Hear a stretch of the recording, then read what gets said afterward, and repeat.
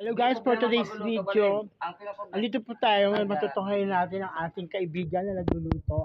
Magitan ng kahoy kung paano siya magluto. Ayan, magluluto po siya. Ano maglulutuin mo? Ha? Sopas. Ay, magluluto siya ng sopas. Katanghali ang tapat, magsusopas siya. So guys, babalik tayo maya ha. Guys, nice to be back to my channel, Mitch Oblino Vlog. Ayan, nakita natin siya nagluluto na. Inuuna nga yung kahoy. Yan. Kung paano magluto ng sopas sa pamamagitan ng kahoy. Ngayon, iuuna niya ang mantika. Kaya lang wala pang apoy, lagyan na siya ng mantika. So ano kaya mga ingredients siya ipapakita natin guys?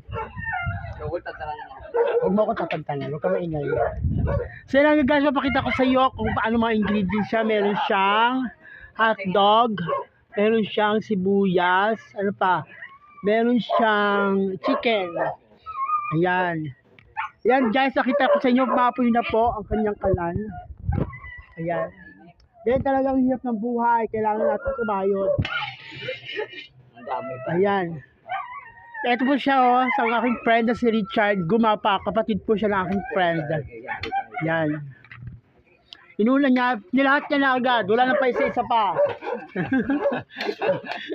Maraba na luto. Ayan habang yan, halukayin po natin.